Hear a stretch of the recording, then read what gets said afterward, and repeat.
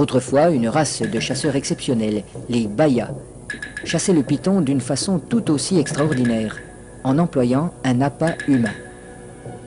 Il arrive que les hommes de Mbao aient eux aussi recours à cette technique.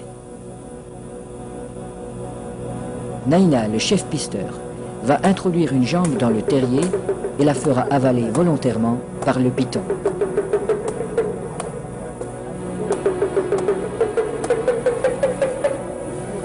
Il est indispensable de posséder le remède qui a été fourni par le sorcier. Cette mystérieuse préparation, à base d'herbes et de racines écrasées, n'a pas qu'un effet psychologique. Elle a le pouvoir d'attirer le serpent tout en protégeant la jambe du pisteur. Le remède agit encore comme un lubrifiant. En imprégnant un tissu qui entoure la jambe, il facilite sa pénétration dans la gueule du reptile.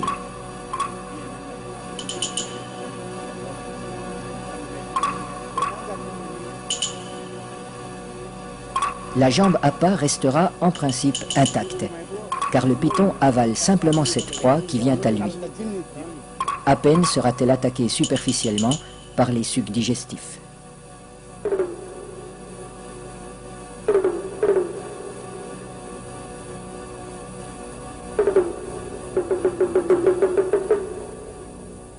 Cette chasse n'est pas sans risque. Un python particulièrement puissant pourrait entraîner l'homme dans son repère. La jambe restée à l'extérieur limite ce danger, mais le pisteur court le risque d'être désarticulé.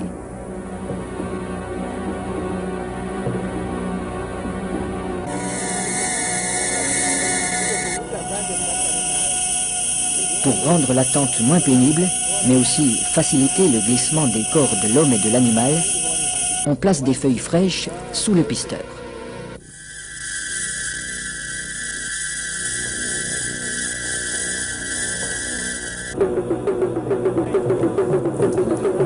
Sa jambe est déjà avalée au-delà du genou quand il commande qu'on le tire en arrière.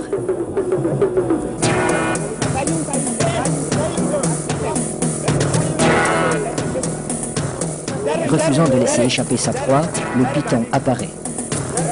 Les aides tirent de façon irrégulière. Il secoue le python pour l'empêcher de trouver un point d'appui. Le pisteur relève son pied à angle droit pour ferrer le serpent, à la manière d'un hameçon. L'animal se sent piégé, mais il ne peut plus lâcher la jambe.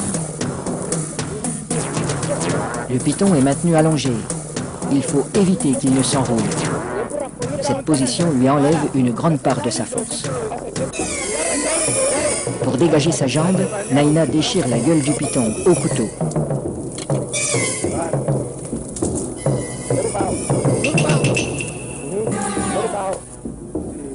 Puis, il lui tranche la tête. Les autres pisteurs relâchent progressivement le serpent. Dans un premier temps, le corps décapité reste inerte. Puis apparaissent des ondulations nerveuses de plus en plus puissantes.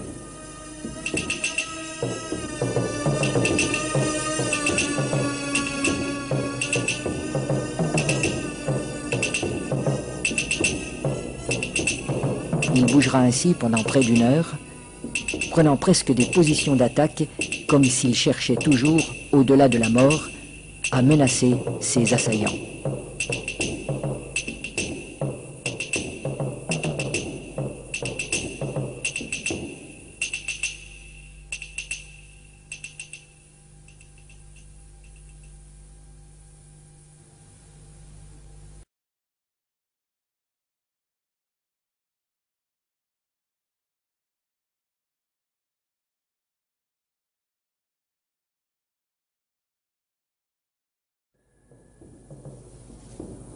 Autrefois, une race de chasseurs exceptionnels, les Baya, chassaient le python d'une façon tout aussi extraordinaire, en employant un appât humain. Il arrive que les hommes de Mbao aient eux aussi recours à cette technique. Naina, le chef pisteur, va introduire une jambe dans le terrier et la fera avaler volontairement par le python.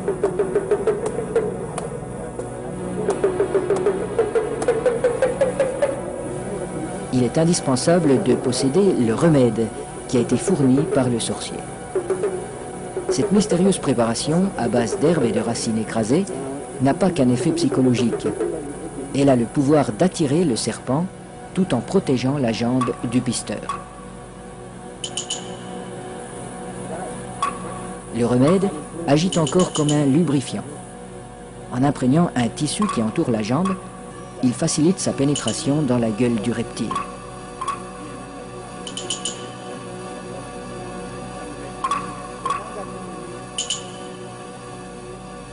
La jambe à pas restera en principe intacte, car le python avale simplement cette proie qui vient à lui. À peine sera-t-elle attaquée superficiellement par les sucs digestifs.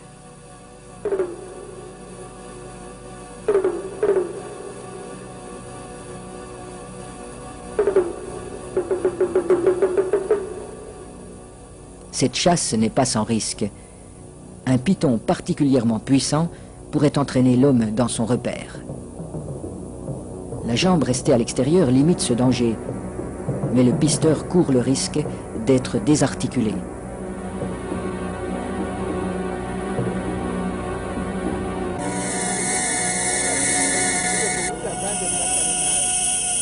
Pour rendre l'attente moins pénible, mais aussi faciliter le glissement des corps de l'homme et de l'animal, on place des feuilles fraîches sous le pisteur.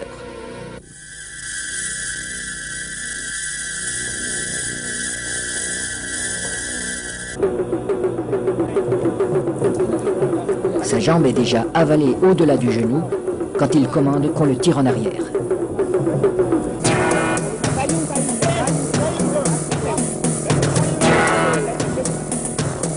Refusant de laisser échapper sa proie, le python apparaît. Les aides tirent de façon irrégulière. Il secoue le python pour l'empêcher de trouver un point d'appui. Le pisteur relève son pied à angle droit pour ferrer le serpent, à la manière d'un hameçon.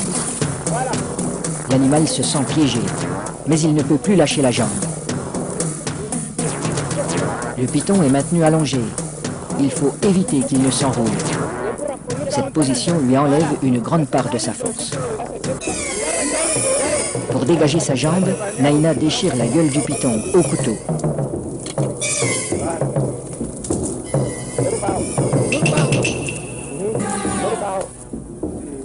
Puis, il lui tranche la tête.